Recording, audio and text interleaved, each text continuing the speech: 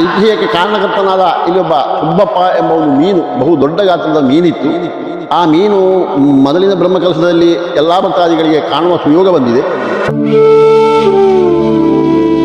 Hi friends, ನಾವೀಗ ಬಂದಿರುವಂಥದ್ದು ನಮ್ಮ ಊರಿನ ದೇವಸ್ಥಾನದಂತಹ ಶ್ರೀ ಸುಬ್ರಹ್ಮಣ್ಯ ಸ್ವಾಮಿ ದೇವಸ್ಥಾನ ಕುಮಾರಮಂಗಲಕ್ಕೆ. ಬರುವ ವರ್ಷ ಇಲ್ಲಿ ಬ್ರಹ್ಮಕಲಶ ನಡೀಲಿಕ್ಕಿದೆ. ಅದರ ಪೂರ್ವಭಾವಿ ಕೆಲಸಗಳು ನಡೀತಾ ಇದೆ.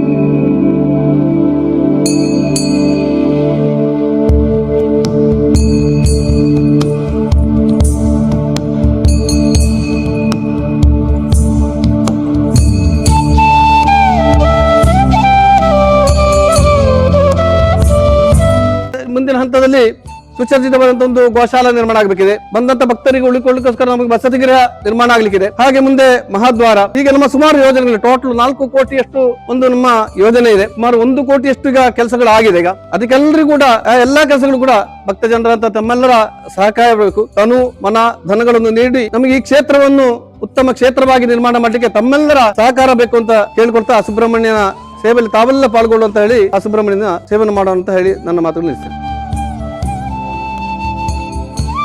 ಶ್ರೀ ಕುಮಾರಮಂಗಲ ಸುಬ್ರಹ್ಮಣ್ಯ ಸ್ವಾಮಿ ದೇವಾಲಯ, ಕುಮಾರಮಂಗಲ, ಬೇಳ. ಅನಾದಿ ಕಾಲದ ನಾಗ ದೇವರ ವೈಶಿಷ್ಟ್ಯವನ್ನು ಹೊಂದಿದಂತಹ ಈ ದೇವಾಲಯ ಸುಬ್ರಹ್ಮಣ್ಯ ಸ್ವಾಮಿ ನೆಲೆ ನಿಂತಿದ್ದಾನೆ. ಪುರಾತನ ಇತಿಹಾಸ, ಧರ್ಮ, ಧಾರ್ಮಿಕ ಪ್ರವೃತ್ತಿಯಲ್ಲಿ ಹೇಳುವುದಾದರೆ ಈ ಸುಬ್ರಹ್ಮಣ್ಯ ಸ್ವಾಮಿಯು ಎಲ್ಲ ದೇವಾದಿ ದೇವತೆಗಳ ಅಧಿದೇವತೆ ಅಂತ ಹೇಳಿದರೂ ತಪ್ಪಲ್ಲ. ಕಾರಣ ಈ ಸುಬ್ರಹ್ಮಣ್ಯ ಸ್ವಾಮಿಯು ನಾಗಸ್ವರೂಪಿಯಾಗಿ ಎಲ್ಲ ದೈವದೇವರುಗಳ ಶಾರೀರಿಕದಲ್ಲಿ ಒಳಹೊಕ್ಕ ದೇವರು. ಹಾಗೆ ಇಲ್ಲಿ ಈ ಸುಬ್ರಹ್ಮಣ್ಯ ಸ್ವಾಮಿ ನೆಲೆ ನಿಲ್ಲಲಿಕ್ಕೂ ಕುಕ್ಕೆ ಸುಬ್ರಹ್ಮಣ್ಯ ಸ್ವಾಮಿಗೂ ಒಂದು ನೆಂಟಸಿಗೆ ಇದೆ. ಅಲ್ಲಿಂದ ತನ್ನ ಮೂರ್ತಿಯಲ್ಲಿ ಪ್ರತಿಷ್ಠಾಪನೆ ಎಂಬ ಹೇಳಿಕೆಯೂ ಇದೆ. ಈ ರೀತಿ ಒಂದು ದಿವಸ ನಮ್ಮ ಹಿರಿಯರ ಕಾಲದಲ್ಲಿ ಒಂದು 8 ಮನೆ ಬ್ರಾಹ್ಮಣರು ಉಳೆಯಕ್ಕೆ ಹೋಗುವ ಹೊತ್ತಿಗೆ ಈ ಸ್ಥಳದಲ್ಲಿ ಹುಲಿದನ ಪ್ರತ್ಯಕ್ಷವಾದ ಕುರುಹ ಇಂದಿಗೂ ಇಲ್ಲಿ ಕಾಣ್ತಾ ಇದೆ. ಅದಕ್ಕಾಗಿ ಒಂದು ಕಲ್ಲನ್ನು ಇಲ್ಲಿ ಪ್ರತಿಷ್ಠಾಪಿಸಿದ್ದಾರೆ. ಈ ಹುಲಿದನ ವೈರದ ಪ್ರಾಣಿಗಳು ಅನ್ಯೋನ್ಯ ಸ್ನೇಹಾಚಾರದಲ್ಲಿ ಇರುವ ಪರಿಸ್ಥಿತಿ ಕಂಡು ಈ ದಾರಿ ಹೋಗಲಾದಂತಹ 8 ಮನೆಯವರಿಗೆ ಆಶ್ಚರ್ಯವಾಯಿತು. ಹಾಗೆ ಈ ಕಥೆಯನ್ನು ಉಳೆಯದ ತಂತ್ರಿವರಿಯರಲ್ಲಿ ಭಿನ್ನವಿಸಿದಾಗ ಇಲ್ಲಿ ಏನೋ ಒಂದು ಕುರುಹ ಇದೆ ಎಂಬುದಾಗಿ ಕಂಡು ಇಲ್ಲಿ ಚಿಂತನೆ ಮಾಡುವಾಗ ಸುಬ್ರಹ್ಮಣ್ಯ ಸ್ವಾಮಿಯ ಇಲ್ಲಿ ನೆಲೆ ನಿಲ್ಲುವ ಒಂದು ಐತಿಹ್ಯ ಕಂಡು ಅವರಿಂದೊಡಗೂಡಿ ಇಲ್ಲಿ ಆ ದೇವಾಲಯವನ್ನು ಪ್ರತಿಷ್ಠಾಪಿಸುವುದಾಗಿ ಚರಿತ್ರೆ ಹೇಳ್ತದೆ. ಹಾಗೆ ಇಲ್ಲಿಯ ಎಲ್ಲ ಮೋಕ್ತೇಶ್ವರ ವೃತ್ತಿಯಲ್ಲಿಯೂ ಉಳಿದವರೇ ಇದ್ದು ಮತ್ತು ತಂತ್ರಿ ವರ್ಗದ ಪಾತ್ರದಲ್ಲಿಯೂ ಅವರೇ ಇಲ್ಲಿ ಮಾಡುತ್ತಾ, ಹೀಗೆ ಇಲ್ಲಿಯ ಒಂದು ಧಾರ್ಮಿಕ ವೈಶಿಷ್ಟ್ಯ. ಇಲ್ಲಿ ದಿನನಿತ್ಯ ದೇವರ ಆಗು ಹೋಗುಗಳನ್ನು ಅರ್ಚಕ ವೃತ್ತಿಯಲ್ಲಿ ಮಾಡುವಂತಹ ಅರ್ಚಕರು ಬೇಡದವರಾಗಿದ್ದು ಅವರ ಅನುವಂಶಿಕೆಯಲ್ಲಿ ಮುಂದುವರಿಯುತ್ತದೆ. ವರ್ಷಕ್ಕೊಮ್ಮೆ ಷಷ್ಠಿ ಉತ್ಸವ ಇಲ್ಲಿ ಪ್ರಧಾನ. ಈ ಷಷ್ಠಿ ಉಪವಾಸ ಮಾಡುವವರು ಅದೆಷ್ಟೋ ಮಂದಿಗಳಿದ್ದಾರೆ. ತನ್ನ ಕುಟುಂಬ ಕಲಹದಲ್ಲಿ ಅಥವಾ ತನ್ನ ಕುಟುಂಬದ ವೈಶಿಷ್ಟ್ಯತೆಯಲ್ಲಿ ಮಕ್ಕಳಿಲ್ಲದವರು ಶ್ರೀ ಸ್ವಾಮಿಯ ಸನ್ನಿಧಿಯಲ್ಲಿ ಬಂದು ಪ್ರಾರ್ಥಿಸಿದಾಗ ಮಕ್ಕಳ ಪಡೆದವರು ಅದೆಷ್ಟೋ ಮಂದಿ. ಅದೇ ರೀತಿ ದಾಂಪತ್ಯ ಜೀವನಕ್ಕೆ ಕಾಲಿಡುವ ಹೊತ್ತಿಗೆ ದಾಂಪತ್ಯ ಜೀವನದಲ್ಲಿ ಏನೋ ಎಡದೊಡ್ಡಗಳಿದ್ದರು, ಅದರಲ್ಲಿಯೂ ಇಲ್ಲಿ ಸ್ವಾಮಿಯ ಸನ್ನಿಧಿಯಲ್ಲಿ ಬಂದು ಪ್ರಾರ್ಥಿಸಿದಾಗ ಆ ಮಾಂಗಲ್ಯ ಯೋಗ ಕೂಡಿ ಬಂದದಕ್ಕೂ ಕುರುಹ ಎಷ್ಟೋ ಇದೆ. ಇಲ್ಲಿ ಹಾಗೆ ಹೇಳುವುದಿದ್ರೆ ಇದನ್ನು ಇತ್ತೀಚೆಗೆ ಹೇಳಿದಂತಹ ಅದೆಷ್ಟೋ ಮಂದಿಗಳು ಇದೇ ರೀತಿ ನಮ್ಮಲ್ಲಿ ಅವರು ಭಿನ್ನವಿಸಿದ್ದಾರೆ. ನಾನು ಯಾವ ದೇವಸ್ಥಾನ ಮರೆತರೂ ಸುಬ್ರಹ್ಮಣ್ಯ ದೇವಸ್ಥಾನ ಕುಮಾರಮಂಗಲವನ್ನು ಮರೆಯುವ ಹಾಗಿಲ್ಲ.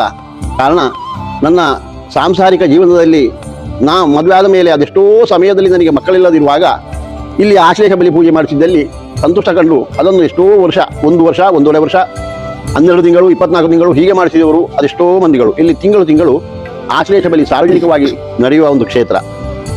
ಆ ಉಪಸ್ಥಿತಿಯಲ್ಲಿ ಸಾಧಾರಣ ಒಂದು 250-280 ಆಶ್ಲೇಷ ಬಲಿ ಆ ಒಂದು ದಿವಸ ಇಲ್ಲಿ ನೆರವೇರಿಸಿದ ಭಕ್ತಾದಿಗಳು ಅದೆಷ್ಟೋ ಮಂದಿ. ಹಾಗೆ ಆ ಆಶ್ಲೇಷ ಬಲಿಗೆ ಮಾಡಿದ್ದಲ್ಲಿ ಅವನ ಕೌಟುಂಬಿಕದಲ್ಲಿ ಏನಾದರೂ ಲೋಪದೋಷಗಳಿದ್ದರೆ ಅದನ್ನೆಲ್ಲ ನಿವಾರಿಸಿ ಸುಬ್ರಹ್ಮಣ್ಯ ಸ್ವಾಮಿ ಅನುಗ್ರಹಿಸುತ್ತಾನೆ ಎಂಬ ಪ್ರತೀತಿ. ಹೀಗೆ ಈ ಕ್ಷೇತ್ರ ಇಂದು ಬಹಳ ಪ್ರಸಿದ್ಧಿಯನ್ನು ಹೊಂದಿದೆ. 2007ನೇ ಇಸವಿಯಲ್ಲಿ ಬ್ರಹ್ಮಕಲಶ ಕಳೆಯಿತು. ತದನಂತರ ಕೊರೋನಾ ಸಮಯದಲ್ಲಿ ಒಮ್ಮೆ ಬ್ರಹ್ಮಕಲಶ ಆ ದೇವರ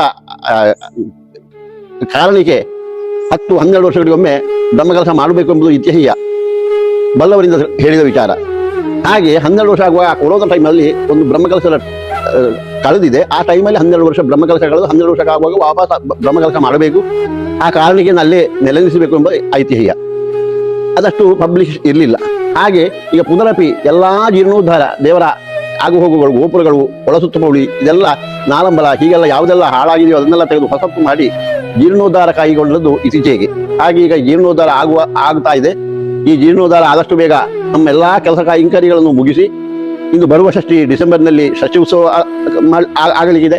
ತದನಂತರ ಬ್ರಹ್ಮಕಲಶಕ್ಕೆ ಮಾಡುವ ಒಂದು ಐತಿಹ್ಯ ಈಗಾಗಲೇ ತಂತ್ರಿವರಿಯರು ಮುಕ್ತೇಶ್ವರವಾದ ಉಳೆಯ ವಿಷ್ಣುವಾಸರ ಅವರು ಹೇಳಿದ್ದಾರೆ. ಹಾಗೆ ಅದಕ್ಕೂ ನಾವು ಈಗ ಜ್ಞಾಪಕಾಲಿಡ್ತಾ ಇದ್ದೇವೆ. ಆ ದೃಷ್ಟಿಯಿಂದ ಈಗ ಸಂಪೂರ್ಣ ಇನ್ನು ಇಷ್ಟಿಷ್ಟಿಯಾಗಿಯೇ ಸ್ವಲ್ಪ ಪ್ರಸಿದ್ಧಿಯಾಗಿಯೇ ಸ್ವಲ್ಪ ಕೆಲಸಗಳನ್ನೆಲ್ಲ ನಿವಾರಿಸಿ ಸುಸಜ್ಜಿತವಾದ ಸಭಾಭವನ, ಸುಸಜ್ಜಿತವಾದ ಅಡುಗೆ ಶಾಲೆ, ಹಾಗೆ ಸುಸಜ್ಜಿತವಾದಂತಹ ಗೋಪುರಗಳು ಎಲ್ಲ ನಿರ್ಮಾಣ ಆಗಿದೆ. ಅದರಲ್ಲಿ ಏನಾದ್ರು ಎಡರುಗಳಿದ್ದು ಈಗ ಹೊಸ ಪಾಕಶಾಲೆ ಆಗ್ತಾ ಇದೆ. ಹಾಗೆ ಇದನ್ನೆಲ್ಲ ನೆರವೇರಿಸಿಕೊಂಡು 2022ನೇ ಇಸವಿಯಲ್ಲಿ ಬ್ರಹ್ಮಕಲಶ ಮಾಡುವ ಎಂಬುದಾಗಿ ತಂತ್ರಿವರ್ಯರಾದ ಉಳೆತಾಯ ವಿಷ್ಣುವಾಸರವರು ಹೇಳಿರುವರು. ಹಾಗೆ ಈಗ ನಾಡು ಇನ್ನು ಷಷ್ಠಿ ಉತ್ಸವ ಬರ್ತದೆ. ಷಷ್ಠಿ ಉತ್ಸವ ಬಹಳ ವಿಜೃಂಭಣೆ. ಈ ಷಷ್ಠಿ ಉತ್ಸವ ಇಲ್ಲಿ ದೇವರ ಬಲಿ ರಾತ್ರಿ ಮಾತ್ರ, ಮರುದಿವಸ ಬೆಳಿಗ್ಗೆ ದೇವರ ಬಲಿ ಇಲ್ಲ. ಹಾಗೆ ಮಧ್ಯಾಹ್ನ ಸಾಧಾರಣ ಒಂದು 15,000, 20,000, 25,000 ಜನ ಅನ್ನಬ್ರಹ್ಮ ದೇಗುಲದಲ್ಲಿ ಊಟ ಮಾಡಿ ಹೋದ ಭಕ್ತಾದಿಗಳು ಅದೆಷ್ಟೋ ಮಂದಿ ಮಧ್ಯಾಹ್ನ ಮಹಾಪೂಜೆಗಳು ಪಲ್ಲಪೂಜೆಯಾಗಿ ದೇವರ ಅನ್ನಪ್ರಸಾದ ಸೇವೆಯನ್ನು ಇಲ್ಲಿ ಮಾಡುವವರಿದ್ದಾರೆ. ಹಾಗೆ ತಿಂಗಳ ಷಷ್ಠಿಗೂ ಹಾಗೆ ಇತ್ತೀಚೆಗೆ ಮೊದಲೆಲ್ಲ ಸ್ವಲ್ಪ ಜನ ಕಡಿಮೆ ಇತ್ತು. ಈಗ ಭಕ್ತಾದಿಗಳು ತಿಂಗಳ ಷಷ್ಠಿಗೂ ಸಾಕಷ್ಟು ಜನ ಬಂದು ಅವರವರ ಮನೋಭೀಷ್ಟವನ್ನು ದೇವರ ಸಾನ್ನಿಧ್ಯದಲ್ಲಿ ಹೇಳಿ ಅದನ್ನು ನಡೆಸಿಕೊಟ್ಟ ನಮ್ಮ ಸುಬ್ರಹ್ಮಣ್ಯನ ಕೆಲವು ಐತಿಹ್ಯಗಳು ಇನ್ನೆಷ್ಟೋ ಇವೆ.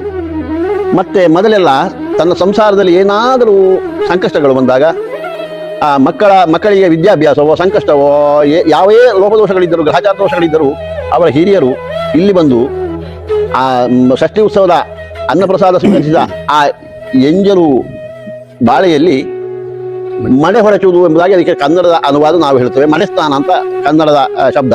ಹಾಗೆ ಮಣೆಸ್ನಾನ ಮಾಡಿದ ಮಹನೀಯರು ಅದೆಷ್ಟೋ ಮಂದಿ ಇತ್ತೀಚೆಗೆ ಆ ಸೇವೆಯನ್ನು ರಾಷ್ಟ್ರೀಯವಾಗಿ ಎಲ್ಲ ಅಲ್ಲಿಯಲ್ಲಿ ನಿತ್ಯಗೊಳಿಸ್ತಾ ಇದ್ದಾರೆ. ಹಾಗಾಗಿ ಇಲ್ಲಿಯೂ ಆ ಸೇವೆ ಮಾಡುವಂತಹ ಭಕ್ತಾದಿಗಳು ಕಮ್ಮಿ. ಏನಾದರೂ ಅವರವರ ಗ್ರಹಚಾರ ದೋಷವೋ ಅಥವಾ ಲೋಪದೋಷಗಳೋ ಅನಾರೋಗ್ಯವೋ ಸಂಕಷ್ಟವೋ ಇದ್ದರೆ ಇದು ಅಂಗನ ಪ್ರದಕ್ಷಿಣೆ ಎಂಬ ಒಂದು ಸೇವೆ ಇಲ್ಲಿ ಮಾಡುವವರು ಅದೆಷ್ಟೋ ಮಂದಿ ತನ್ನ ದೇವರ ಸುಬ್ರಹ್ಮಣ್ಯ ದೇವರ ಆ ತೀರ್ಥಸ್ಥಾನದಲ್ಲಿ ಸ್ನಾನ ಮಾಡಿ ಚಂಡಿ ಬಟ್ಟೆಯಲ್ಲಿ ಹೊರಗಿನ ಅಂಗಣದಲ್ಲಿ ಒಂದು ಸುತ್ತು ಬರುವುದು ವಾಡಿಕೆ. ಅದು ಮಲಗಿದ ಸ್ಥಿತಿಯಲ್ಲಿ ಹೊರಚುತ್ತಾ ಒಂದು ಸುತ್ತು ಬಂದು ದೇವರಲ್ಲಿ ತನ್ನ ಕಳಂಕವನ್ನು ಭಿನ್ನವಿಸಿದಾಗ ಆ ದೇವರು ಕೃತಾರ್ಥರಾಗಿ ಮಾಡಿದಂತಹ ಮಹನೀಯರು ಅದೆಷ್ಟೋ ಮಂದಿ. ಹಾಗೆ 2007ನೇ ಇಸವಿಯ ಬ್ರಹ್ಮಕಲಶ ಅದು ನಾ ಭೂತೋ ನಾ ಭವಿಷ್ಯತಿ, ಅದನ್ನು ಊಹನೆ ಮಾಡಲಿಕ್ಕೆ ಸಾಧ್ಯ ಇಲ್ಲ. ಅದೆಷ್ಟೋ ಮಂದಿಗಳು ಹಸಿರುವಾಣಿ ಹೊರಗಾಣಿಕೆಯನ್ನು ಶ್ರೀ ಸನ್ನಿಧಿಗೆ ಸಮರ್ಪಿಸಿದ್ದಾರೆ. ತನ್ನ ಅಳಿಲ ಸೇವೆಯಂತೆ ದಿನನಿತ್ಯ ಶ್ರಮದಾನದ ಮೂಲಕ ಅದೆಷ್ಟೋ ಕೆಲಸಗಳನ್ನು ಮಾಡಿದ್ದಾರೆ. ಅಲ್ಲದೆ ಎಲ್ಲ ಕಾರ್ಯಗಳಲ್ಲಿಯೂ ಅದು ಎತ್ತಿದ ಕೈ ಹಾಗೆ ಸ್ವಯಂ ಸೇವಾ ಕೆಲಸವೂ ನಡೆದಿತ್ತು.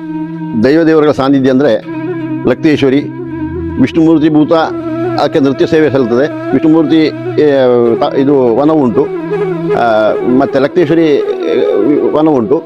ದೇವರಿಗೆ ಕಾರ್ತಿಕ ಪೂಜೆ ಆದ ಸಮಯದಲ್ಲಿ ಆ ದೈವಗಳಿಗೆ ಒಂದು ತಂಬಿಲ ಸೇವೆಯನ್ನು ಮಾಡ್ತಾ ಇರುವಂತಹದ್ದು ಇಲ್ಲಿ ವಾಡಿಗೆ. ಅಲ್ಲದೆ ಇಲ್ಲಿ ಉಪಗುಡಿಗಳಾಗಿ ಧರ್ಮಶಾಸ್ತ್ರವು ನೆಲೆ ನಿಂತಿದ್ದಾನೆ. ಆ ಧರ್ಮಶಾಸ್ತ್ರವಿನ ಒಟ್ಟಿಗೆ ಒಂದು ಗಣಪತಿ ಗುಡಿಯು ಆಗುವ ಲಕ್ಷಣ ಮೊದಲಿತ್ತು. ಅದು ಆ ಟೈಮಲ್ಲಿ ಕೈಗೂಡಿಲ್ಲ. ಈಗ ಈ ವರ್ಷದ ಬ್ರಹ್ಮಕಲಶಕ್ಕೆ ಇಲ್ಲಿ ಗಣಪತಿ ದೇವರು ಪ್ರತಿಷ್ಠೆ ಮಾಡುವಂತಹ ಒಂದು ಸುಯೋಗ ಭಾಗ್ಯ ಊರ ಜನರಿಗೆ ಬಂದಿದೆ. ಹಾಗೆ ಗಣಪತಿ ಗುಡಿ ನಿರ್ಮಾಣ ಹಂತಕ್ಕೆ ಹೋಗ್ತಾ ಇದೆ. ಅದಲ್ಲದೆ ಇಲ್ಲಿ ಒಂದು ವಿಶೇಷತೆ ಏನೆಂದರೆ ಈ ದೇವಸ್ಥಾನಕ್ಕೂ ಸುಬ್ರಹ್ಮಣ್ಯ ದೇವಸ್ಥಾನಕ್ಕೂ ಒಂದು ಕನೆಕ್ಷನ್ ಇದೆ ಅಂದರೆ ಹಿಂದಿನ ಚರಿತ್ರೆಯಲ್ಲಿ ಇರುವಂತಹ ಐತಿಹ್ಯ ಅದು ಹೌದು. ಆದರೆ ಆ ಐತಿಹ್ಯಕ್ಕೆ ಕಾರಣಕರ್ತನಾದ ಇಲ್ಲಿ ಒಬ್ಬ ಸುಬ್ಬಪ್ಪ ಎಂಬ ಒಂದು ಮೀನು, ಬಹು ದೊಡ್ಡ ಗಾತ್ರದ ಮೀನಿತ್ತು. ಆ ಮೀನು ಮೊದಲಿನ ಬ್ರಹ್ಮಕಲಶದಲ್ಲಿ ಎಲ್ಲ ಭಕ್ತಾದಿಗಳಿಗೆ ಕಾಣುವ ಸುಯೋಗ ಬಂದಿದೆ. ತದನಂತರ ಅದು ಕಾಣುವುದಿಲ್ಲ. ಇನ್ನು ಈ ಬ್ರಹ್ಮಕಲಶದ ಟೈಮಲ್ಲಿ ವಾಪಸ್ಸು ಪ್ರತ್ಯಕ್ಷ ಆಗಿ ದರ್ಶನ ಕೊಡಬಹುದು ಎಂಬ ನಮ್ಮೊಂದು ಸಂಕೇತ. ಅದು ಇಲ್ಲಿ ಒಂದು ತೀರ್ಥಕ್ಷೇತ್ರ ಇದೆ, ತೀರ್ಥ ಕೊಳ ಇದೆ. ಆ ತೀರ್ಥ ಕೊಳದಲ್ಲಿ ಅದರ ವಾಸಸ್ಥಾನ. ಈ ತೀರ್ಥಕ್ಕೂ ಸುಬ್ರಹ್ಮಣ್ಯ ದೇವಸ್ಥಾನದ ಒಂದು ಕೊಳಕ್ಕೂ ಇದು ಸಂಬಂಧ ಉಂಟು ಎಂಬುದಾಗಿ ನಮ್ಮ ಪ್ರಶ್ನೆಯಲ್ಲಿ ಗೋಚರವಾಗ್ತದೆ. ಅದು ಹೌದಾಗಿರಬಹುದು. ಅಂದರೆ ಅಂದಿನ ಕಾಲದಲ್ಲಿ ಅದಕ್ಕೂ ಪುರೋಹಿಯೇ ಇತ್ತು. ಸಾಧಾರಣ ಅಲ್ಲಿ ಪೂಜೆ ಕಳೆದಂತಹ ಆ ಪ್ರಸಾದ ಈ ಮತ್ಸ್ಯದ ಮೂಲಕವೋ ಅಥವಾ ನೀರಿನ ಮೂಲಕವೋ ಈ ಕೆರೆಯಲ್ಲಿ ಪ್ರತ್ಯಕ್ಷ ಆಗುವಂತಹ ನಿದರ್ಶನಗಳು ಅದೆಷ್ಟೋ ಸಮಯದಿಂದ ಕಂಡು ಬಂದದ್ದು ಹೌದು. ಅಂತಹ ಒಂದು ಕನೆಕ್ಷನ್ನ ಪೂರ್ವವಾಗಿ ಈ ಮತ್ಸ್ಯವು ಬಹಳ ವಿಶೇಷತೆ ಇಲ್ಲಿ ಇತ್ತು. ಅದಕ್ಕೆ ನಾವು ಸುಬ್ಬಪ್ಪ ಎಂಬುದಾಗಿ ಹಿರಿಯರು ಇಲ್ಲಿ ಹೆಸರಿಟ್ಟಿದ್ದಾರೆ.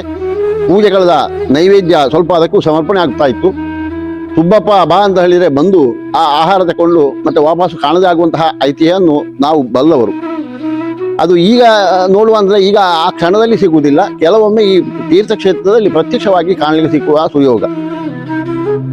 ಹೀಗೆ ಈ ಸುಬ್ರಹ್ಮಣ್ಯ ಸ್ವಾಮಿ ದೇವರ ಅದು ಅದರ ಎಲ್ಲ ಕೈಂಕರ್ಯಗಳಿಗೆ ತನುಮನಗಳಿಂದ ಎಲ್ಲ ಮಹನೀಯರು ಕೈಜೋಡಿಸಿ ಆ ದೇವರ ಕೃಪೆಗೆ ಪಾತ್ರರಾಗಬೇಕೆಂಬುದಾಗಿ ನಮ್ಮ ವಿನಂತಿ. ಎಲ್ಲ ನಮಸ್ಕಾರ.